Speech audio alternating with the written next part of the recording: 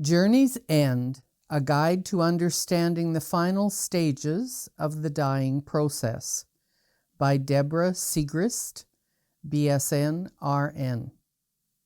To those who mourn, an excerpt. For that is the real truth. Man is a soul and has a body.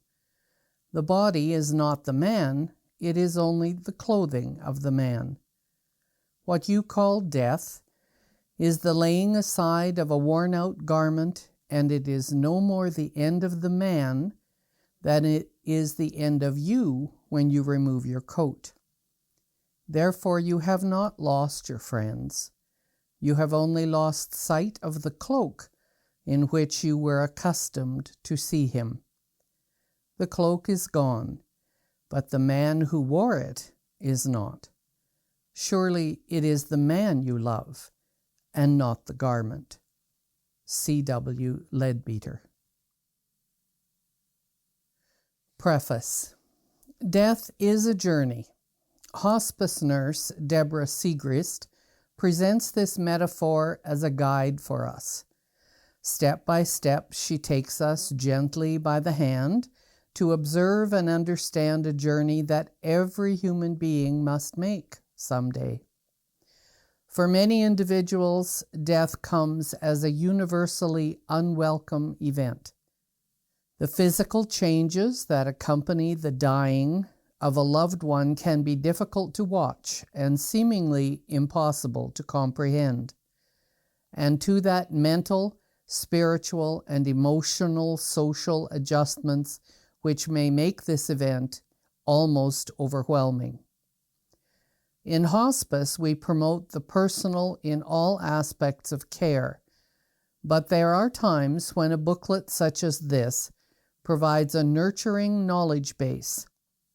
It can offer a great sense of relief for families to realize that much of what they are observing is explainable and natural. In this way, Deborah Sigrist begins to decrease the mystery of the dying process.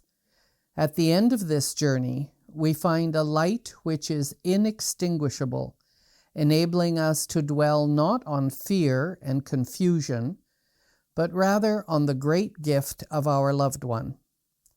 Use this little book wisely. Refer to it often during this profound time, and when the time is right, perhaps you will share it with a friend.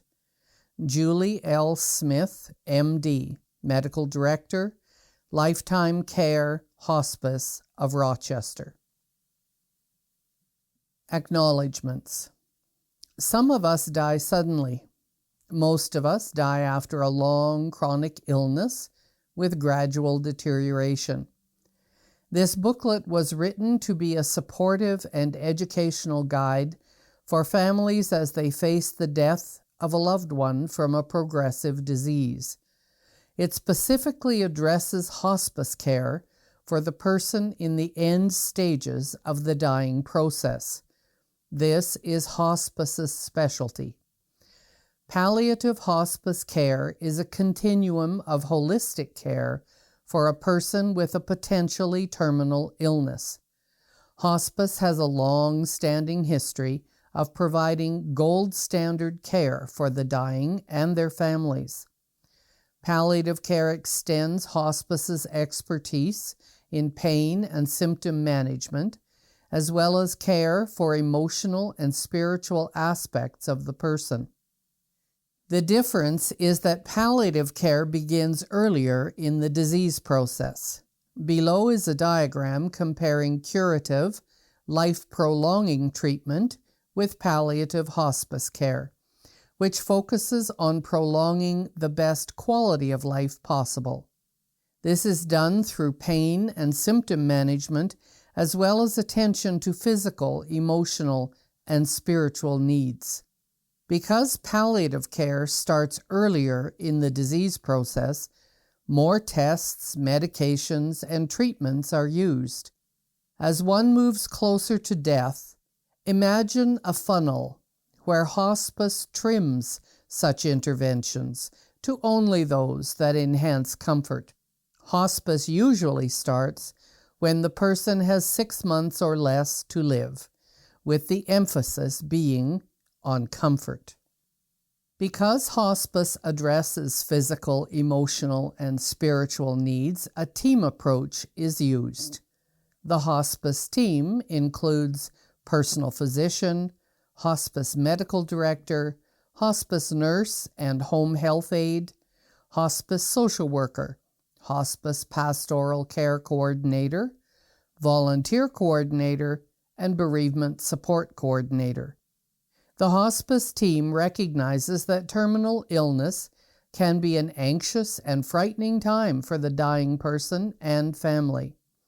Fear of the unknown is something many patients and families face. Often a person is not afraid to die, but fears suffering. Others are concerned about being a burden to family members. The hospice team listens to these concerns and commits to using all available resources to provide comfort to the dying person and support to the family. Preparation, information, and encouragement can assist family members as they walk the journey with their loved one. You need to know what to expect during the dying process and what comfort measures are available. You are a vital part of the team. One recognizes that at some point the person is more dying while living rather than more living while dying. You'll recognize this by some of the descriptions noted in this booklet. These are not foolproof signs of nearing death, but red flags that the person is probably moving in that direction. This may change priorities regarding care, as well as allow families to prepare for what lies ahead. I have ventured beyond the concrete physical signs of dying and into emotions, mental status, and spirituality. My experiences with dying people and their families over the past 17 years have been my guide in writing this booklet. I've also drawn from my work in facilitating bereavement support groups for surviving family members. I am convinced that dying is a very sacred time, especially the final days and hours. I believe the spiritual part of the person is expanding as death nears. The descriptions of the spiritual dimension of the dying person are my views, not necessarily those of lifetime care. Each reader will view the spiritual dimension individually. I wish to thank everyone from Lifetime Care who helped bring this booklet to completion, especially my nursing colleagues. Their insights and contributions are woven into this work. I especially thank Denise McNulty, RN, for first noticing the solitary tear at the time of death and initiating the tear cloth ritual. I also thank Sue Greer for believing in this endeavor, Bernadette LaPaglia for her artistic work, and Jane Waxman and Irma Perkins, RN, for their editorial guidance. Mostly, I thank the many patients and families who have allowed me the privilege of accompanying them on their very personal journeys. I also thank the many surviving family members and loved ones who have taught me the courage it takes to return to life. Deborah Sigrist, B.S.N. RN, Hospice Nurse and Bereavement Support Group Facilitator. Introduction. This booklet is about the changes that occur to the whole person as death nears.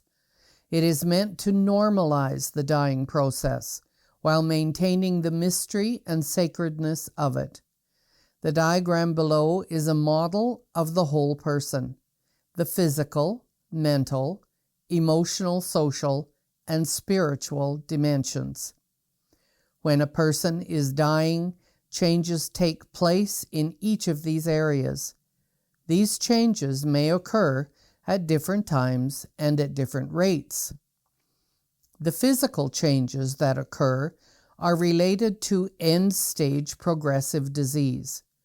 Progressive diseases by nature progress.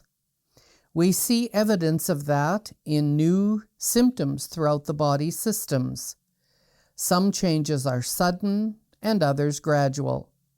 This may mean the person is moving into the pre-active or active dying phases. Essentially, this is about the body shutting down.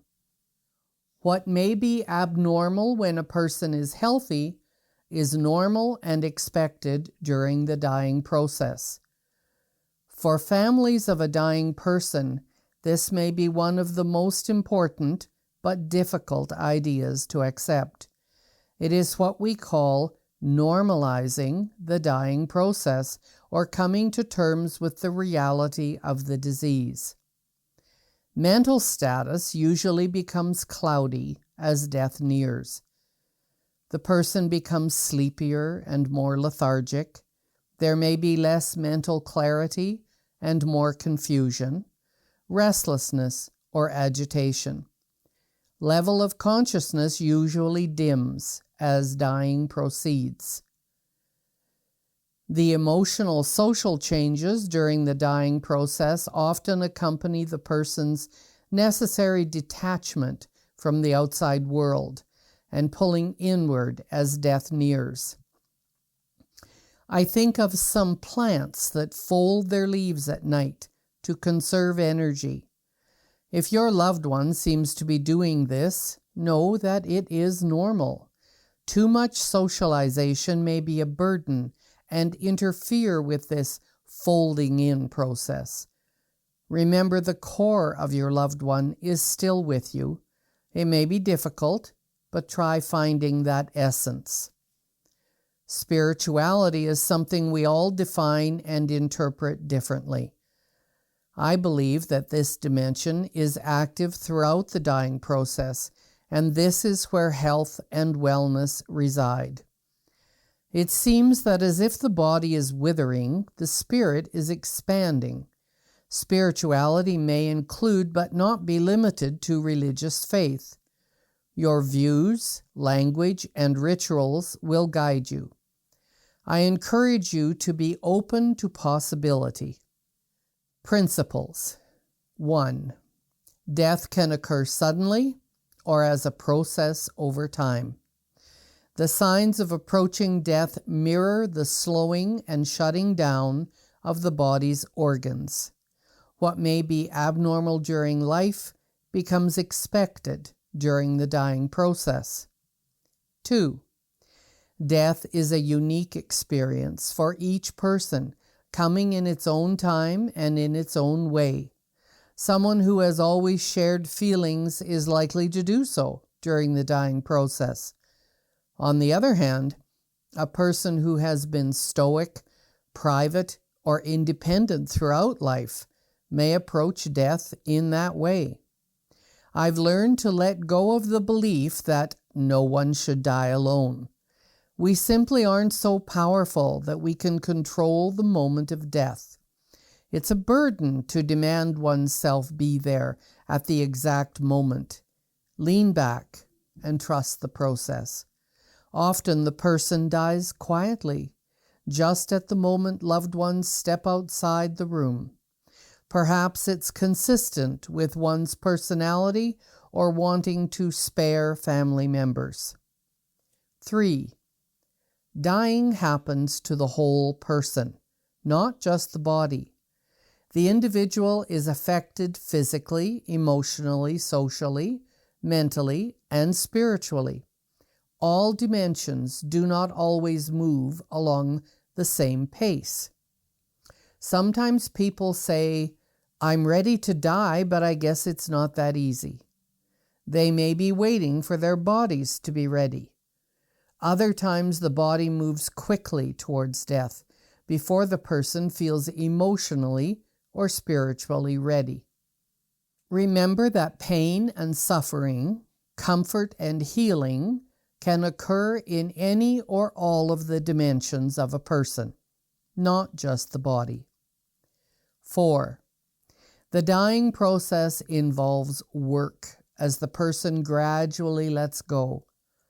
If the body can be made comfortable, the person is free to work on matters of the heart in preparation for death.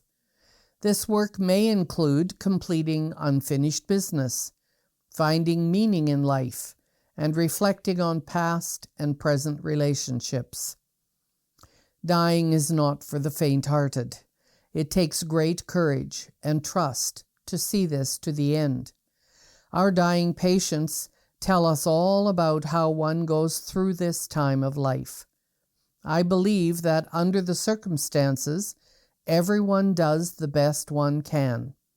Many do it with remarkable courage, graciousness, and humor. There are profound lessons to be learned if we look for them. 5. Even though one is physically dying, the emotional, social, and spiritual dimensions of a person have tremendous potential for growth. Unexpected healings can occur both for the dying person and the family. Family members have remarked that the dying time was wrenching, yet meaningful and beautiful. It takes time and emotional distance to sort through all the feelings of this experience. Signs of dying and how they may affect the person in mind, body, and spirit. The body. Circulation. Hands, feet, and legs may feel cool or cold to the touch. Keep the person warm with a blanket, but avoid layers of heavy covers. A flannel sheet may be comforting. Blood pressure gradually goes down and heart rate gets faster but weaker. Fingers, earlobes, lips, and nail beds may look bluish or dusky. Cyanosis. A purplish or blotchy red-blue coloring on the knees and or feet, mottling, is the clearest sign that death is nearing. Though common, it doesn't always happen. Metabolism, or body energy. Because the body no longer needs large amounts of energy, and the digestive system is shutting down, the need for and interest in food, and eventually fluids, gradually lessens. Seeing the person lose interest in eating and drinking is difficult because this signals the end of what normally sustains life. Family members may even feel angry that their loved one is giving up, not trying to stay alive. These are normal feelings that are really saying, "I don't want to let you go." Trust that the person is following cues from his or her own body as to what tastes good and can be digested. Phrases like giving up imply the person isn't trying hard enough to battle the illness. When one no longer can, nor wants to eat, it is a sign of progressing disease. It takes courage to yield to the reality of end-stage disease. Remember that progressive diseases progress, and we only notice that when a new symptom or change occurs. We can be startled or angry, wanting to know what brought this on. We as loved ones and caregivers need to be prepared and respond to these changes as we see them. Let the dying person lead the way.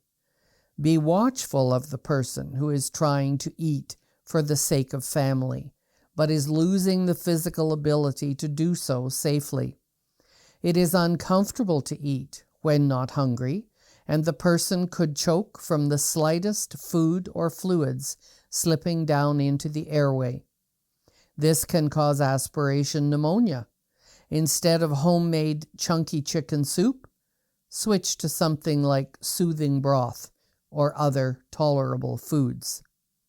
Dehydration, loss of fluid. As eating and drinking taper off, the body naturally becomes dehydrated. When this occurs, the dying person becomes sleepier and may be less aware of pain or discomfort. This is a normal part of the dying process, and the person can be kept comfortable by keeping the eyes, mouth, and lips moist. Forcing food and fluid when a person doesn't want them, isn't fully awake, or can't safely swallow may cause nausea, vomiting, or choking. Tube feedings and artificial fluids could add to one's discomfort by overloading a body whose organs can no longer function as they once did. If the person can swallow, ice chips or fluids on a small spoon will generally satisfy thirst. Be sure the head of the bed is raised to avoid accidental choking. Swabbing the mouth with cool water is another comfort measure. When using sponge swabs, shake off excess water before swabbing the mouth to avoid choking. A spray bottle or atomizer provides a fine mist of water to the mouth. It is common for fever to occur as death nears. Medications are often given to relieve the temperature, but they rarely eliminate it altogether at this stage. Remove heavy blankets from the person so heat can be released. Throat and lung secretions. Because of the natural process of dehydration and the slowing down of the heart and lungs, secretions usually build up in the lungs and/or the back of the throat. Due to weakness or fatigue, the person may not be able to effectively cough out these secretions. Breathing may sound moist and congested. This may come and go and is rarely bothersome to the dying person closer to the time of death. Secretions can be managed by medications to dry them up, turning and positioning the person every few hours, keeping the head of the bed up, and frequent mouth care. These measures will help prevent pooling of the secretions and will allow gravity to assist with drainage. Often the rattling sound will suddenly stop on its own. Excess body fluids naturally dry up as the body dehydrates. This is another reason to avoid running fluids and tube feedings into the body. Deep suction is usually not helpful and may increase the secretions or make the person uncomfortable. Breathing. Because of circulatory and metabolic changes, there is usually a buildup of bodily waste products that commonly cause changes in the rate, depth, and rhythm of breathing, periods of not breathing for 5 to 30 seconds, apnea, a distinct pattern of breathing that is rhythmically slow and shallow, then becoming faster and deeper, then slowing down again to 10 to 20 seconds of apnea. Remember, these signs reflect metabolic changes, not air hunger. The dying person is generally not aware of or distressed by these breathing changes. You may feel short of breath watching, but the dying person is not likely to experience this as suffocation. Certain diseases, as well as the heart and lungs slowing down, may cause the person respiratory distress. While conscious, a feeling of air hunger can be truly frightening. Hospice staff is prepared to respond. In addition to the interventions under throat and lung secretions, medications such as morphine, oxycodone, lorazepam, and others can relieve air hunger and relax the person. Oxygen may be used as a comfort measure. It won't prolong life. A fan directed towards the person's cheek, opening a window, and proper positioning in bed will also ease distress. If this symptom is not relieved, contact the doctor or nurse immediately. Elimination. Because the kidneys and bowels eventually slow down, there is a smaller amount of urine and it is darker in color. As a comfort measure, a catheter may be placed in the bladder if there is a concern about skin breakdown or inability to empty the bladder. Often the person prefers the catheter because it's one less thing I have to worry about. Urine retention can cause acute agitation. If the person is very sleepy or confused, trying to get it up to the bathroom can lead to falling. Bowel movements become less frequent, but not having one for 3 to 4 days could become uncomfortable. When taking opioids, such as morphine and similar medications, a daily medication to keep stool soft and moving is essential.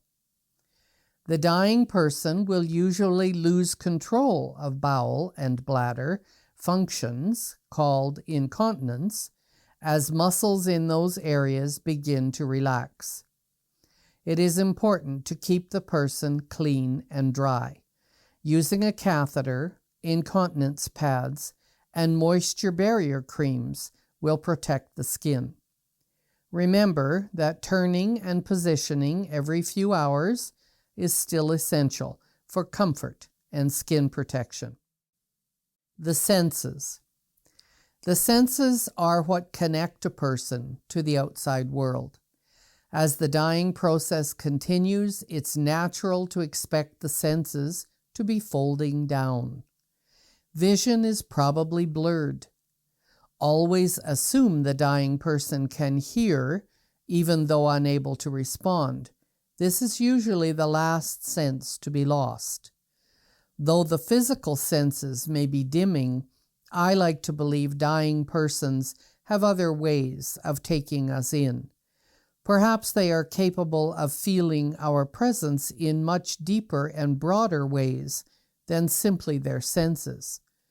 When we focus on where health and wellness resides in a dying person, we are open to possibility.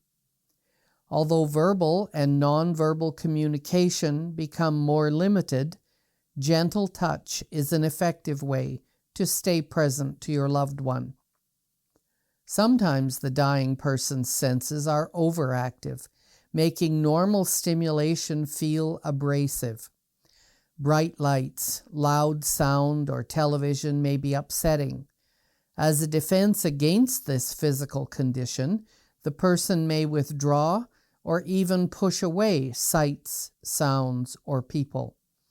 This is a protective way of toning down the senses and not meant to reject a loved one. Try to maintain a peaceful atmosphere that doesn't bombard the senses.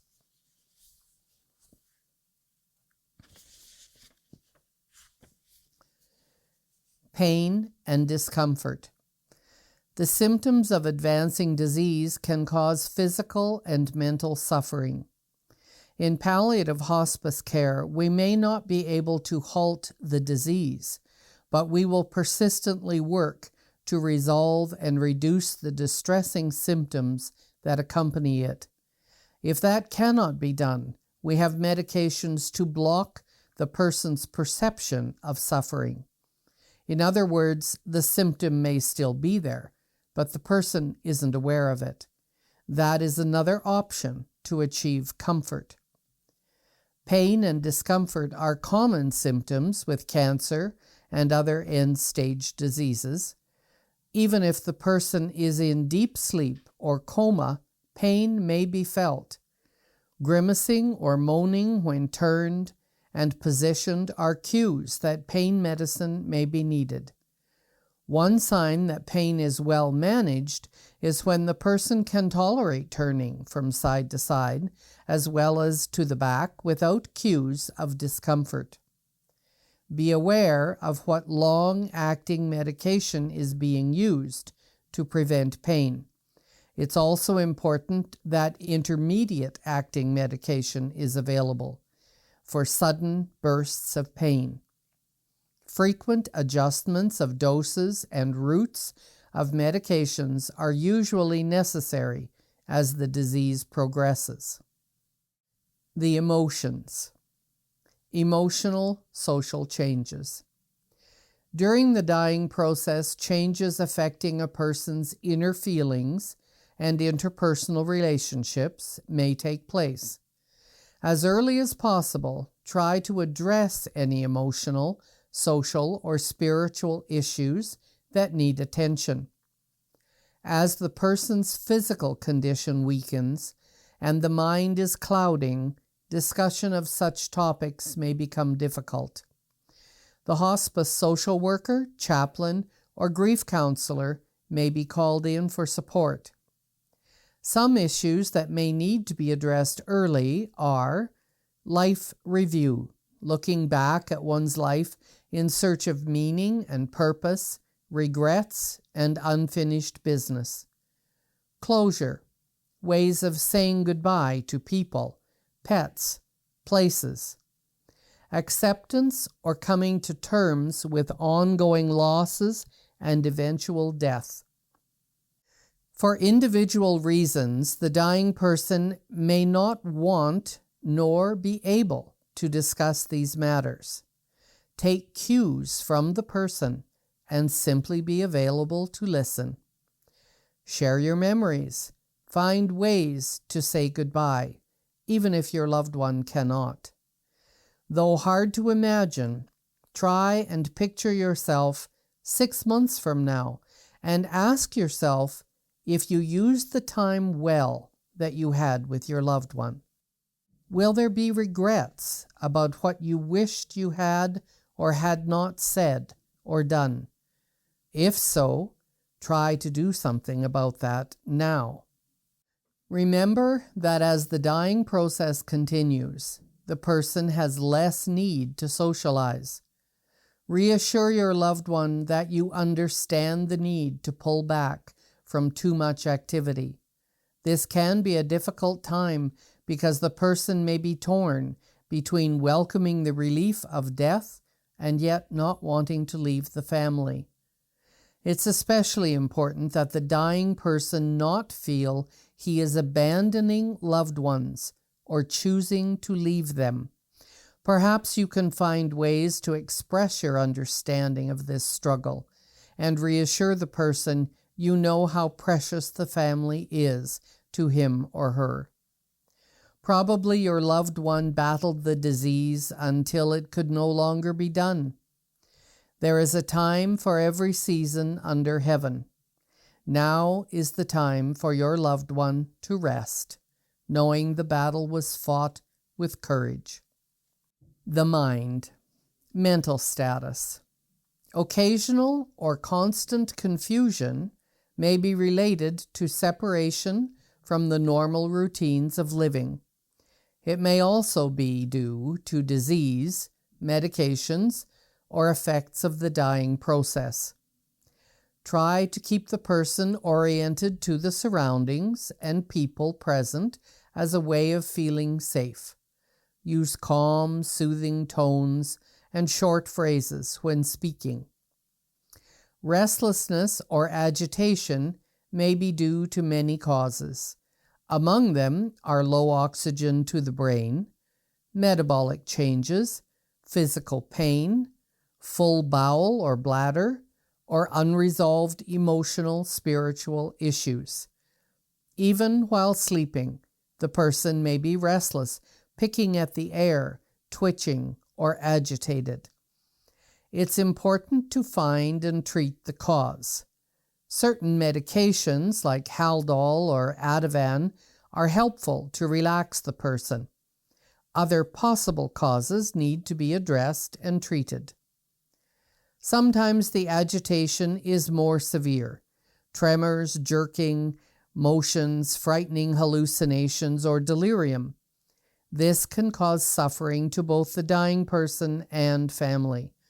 The hospice team will respond quickly and select the best medication and emotional, spiritual support to ease the distress. Various medications and routes of giving them may be used. Sometimes, through carefully prescribed medication, total sedation is the most appropriate means of relieving suffering. At this time, it's helpful not to have too many people in the room to overstimulate the person. Aim for a quiet, peaceful environment so your loved one can stay focused on preparing for death. It's much like birth. As labor progresses, the mother needs to gather her energy into preparing for the final stage. Again, thinking about where health and wellness lies in the dying person, you may see more similarities between birth and death. Levels of consciousness. As diseases progress, it's normal for the person to sleep more than be awake. There are different levels of sleep. The person may be sleepy but able to be awakened and aware of surroundings. A deeper level of sleep is when it's more difficult to awaken someone, and once awake, they continue to be in a fog and unaware of surroundings. Comas are when the person is not responsive, cannot be roused, and has no gag reflex. In a lighter coma, the person is not awake, but still responds to pain discomfort. Within a deeper coma, pain is probably not sensed. However, pain medication is still continued because no one knows for certain what the dying person may be experiencing. It's important to read the nonverbal cues of pain or restlessness in the person. Nonverbal cues would be facial grimacing, wincing, furrowed brow, or moaning, especially when moved. People with acute symptoms of pain, agitation, or delirium probably need consistent blood levels of medications in their bodies. It may be important to give these medicines on a regular schedule rather than as needed to achieve this. Check with the medical team immediately if any symptom becomes uncomfortable. The spirit. A person's spirituality is very unique and personal. Each person interprets this dimension differently, and the language and rituals used to express it are different for each dying person and family member. Early in the dying process, the person may face many issues which draw from his or her spiritual dimension, such as the meaning of one's life, one's relationship with a higher being, grieving ongoing losses and eventual death, forgiving and being forgiven. As time passes, it may seem the dying person is releasing the body and journeying deeper into the spiritual dimension, having one foot in two worlds, the seen and unseen. This becomes more evident closest to the end. Just as a deep underground river flows constantly, I believe that the spiritual dimension has not only been active, but expanding throughout the dying process. So often we are busy focusing on changes in the mind and body that we overlook this very core dimension. It is not unusual for a dying person to speak in metaphors about death.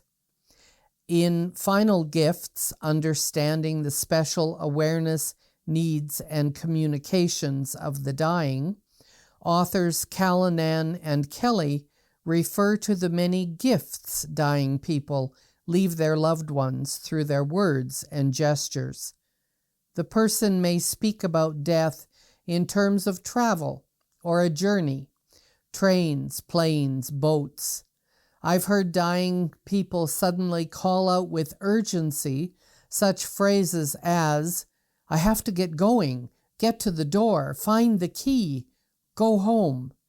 The message is that I must go forth, which may be comforting for family to know their loved one is not afraid and ready to depart. It's also common to see dying persons call or reach out to a religious figure or deceased family member. Sometimes they speak of visits from or dreams about those who have died before them. Other times, though in a coma, the person's eyes suddenly open and he reaches out towards someone. Witnessing this is remarkable because it's clear that the person is responding to someone that the rest of us don't see. The authors of Final Gifts believe that these visions are ways of telling loved ones, I'm not alone. When I witness any of these final gifts, I reassure the person that indeed we understand the need to get going, and it won't be much longer. Perhaps I'll ask who the person is seeing and what's being said. Now and then the person can verbally respond, and family members are comforted to know their loved one sees a beloved relative. I believe all of these are ways of speaking the unspeakable, sharing some anticipation of what lies ahead. Final Gifts authors also share many examples of dying persons choosing their time of death. Sometimes there's no other explanation why or how the person seems to hold off or bring on the moment of death. Other people just die after a close relative arrives from out of town, or after an anticipated event such as a birthday, wedding, or holiday. Staying open to possibility allows for the sacredness and mystery of death to be experienced. The Vigil. Until now, your loved one may have been in the pre-active phase of dying. That may last an average of 2 weeks. As death nears, it may seem the person is turning a corner. This may be the start of the active phase of dying or the vigil.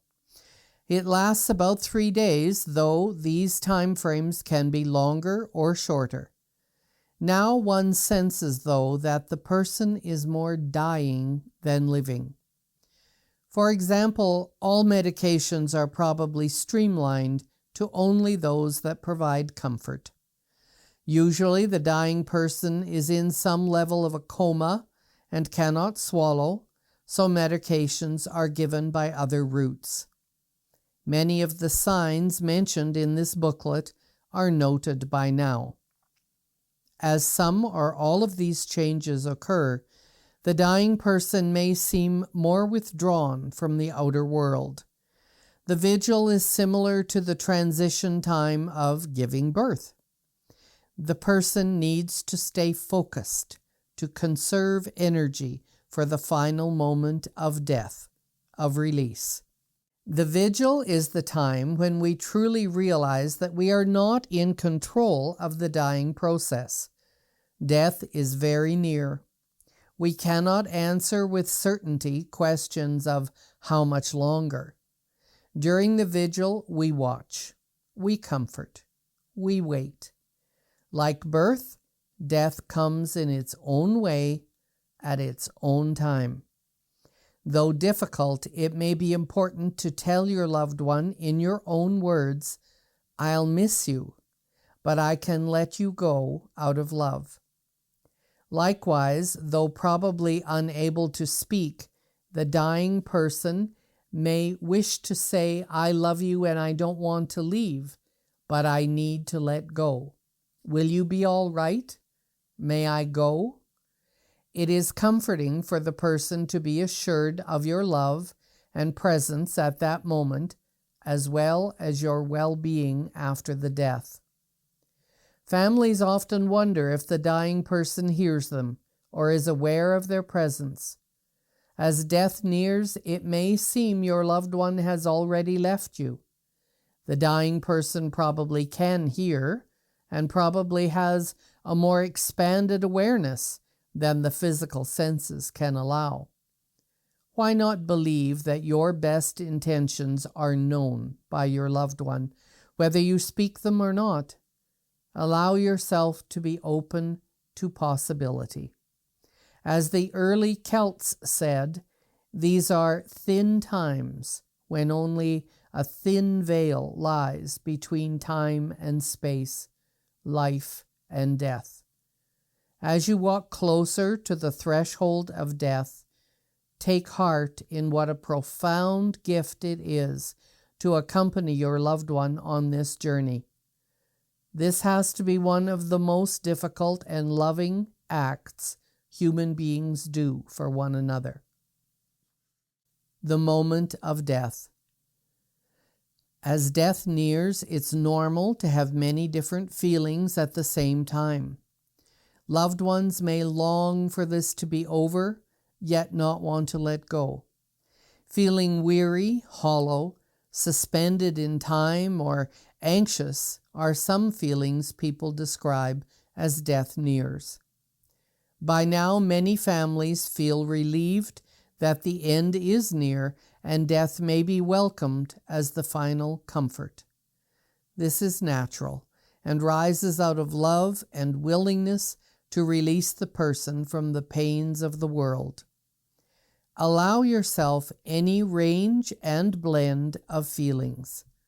Express them freely. Let the tears flow, or there may be no tears. Remember, everyone grieves differently. Find comfort in any meaningful spiritual ritual that grounds you. Stay close to those people who sustain and support you. For someone who has been private or independent in life, death may come when everyone steps out of the room momentarily. Often people die at a time that spares certain loved ones from the dying moment. Families become aware of this when asked what the dying person might want them to do. Going home to get a good night's sleep or to put children to bed may be just the kind of response the dying person would make. Consider leaving the bedside now and then in order to allow for the opportunity to die privately. You may hope to be present at the moment of death, but allow it is to be a hope, not an expectation. Hope is flexible. Expectations are rigid.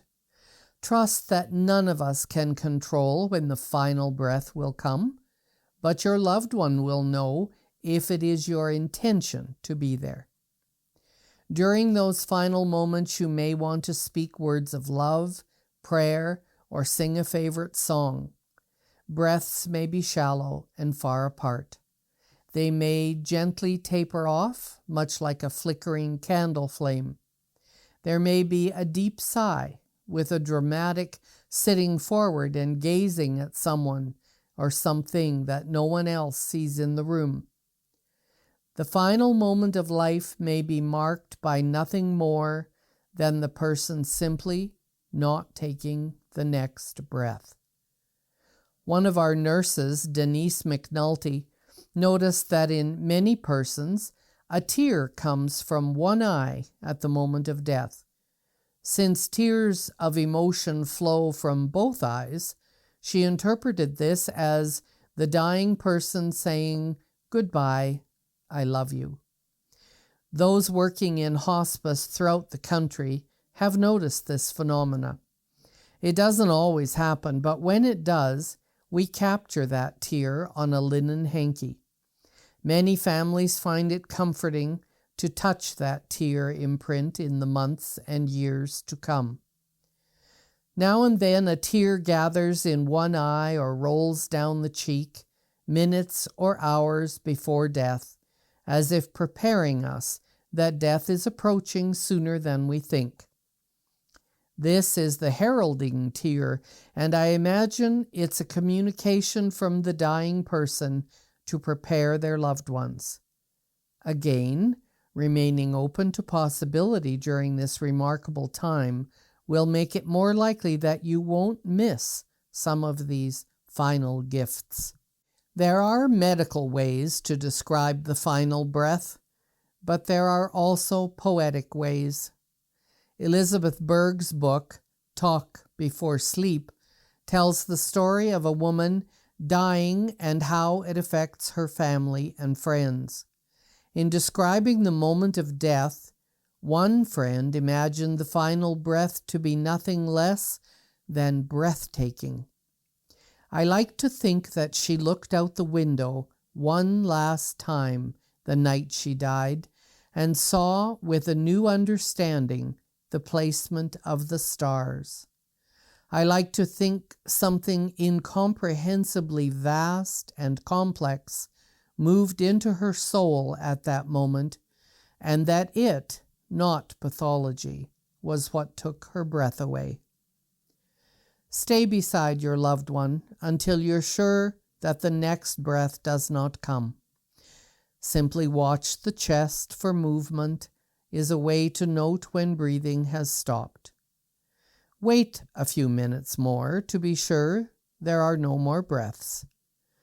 At death, the skin turns a paler color and often appears remarkably smooth and translucent.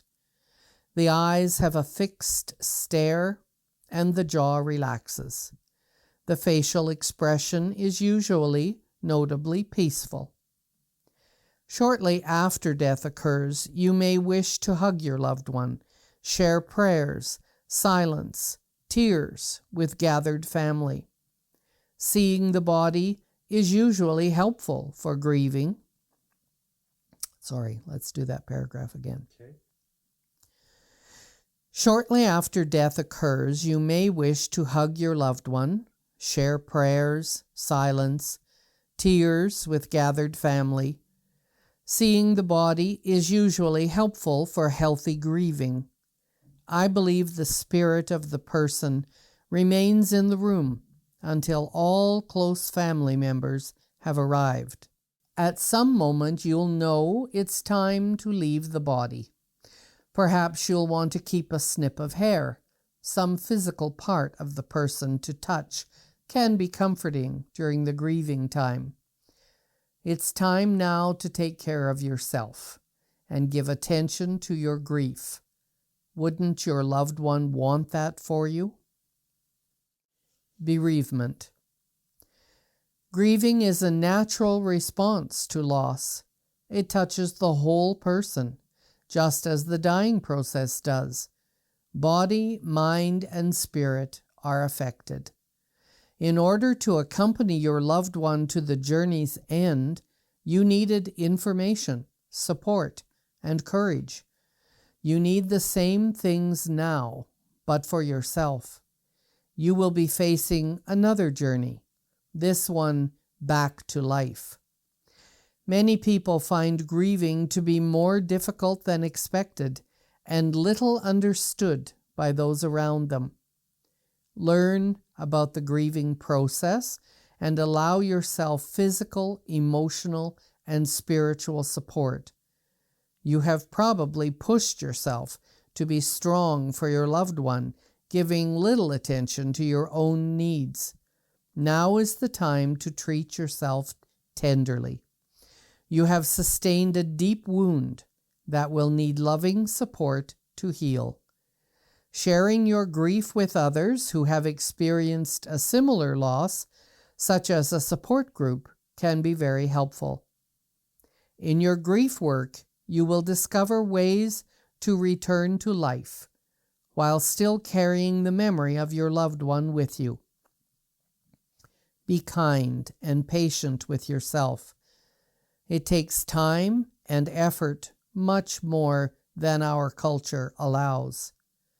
In the words of the Sufi poet Rumi, you may now feel like a candle melting with grief, where your heart is dragging behind, wrapped around your loved one's feet. Take heart, knowing that in time you will be able to say, "Now that you live here in my chest, anywhere we sit is a mountaintop. What used to be pain is a lovely bench where we can rest under the roses. Rumi. About the author. Deborah Sigrist has been a hospice nurse since 1989, working at Lifetime Care in 2 inpatient hospice facilities. She has facilitated bereavement support groups and done community presentations on dying and spirituality since 1991. Deborah Sigrist holds a BA in Education and a B.S. in Nursing. She resides in Rochester, New York, where she and her husband raised 3 children. We welcome your comments on this publication. Please address your comments to Deborah Sigrist, B.S.N. RN, Lifetime Care, 3111 Winton Road South, Rochester, New York, 14623.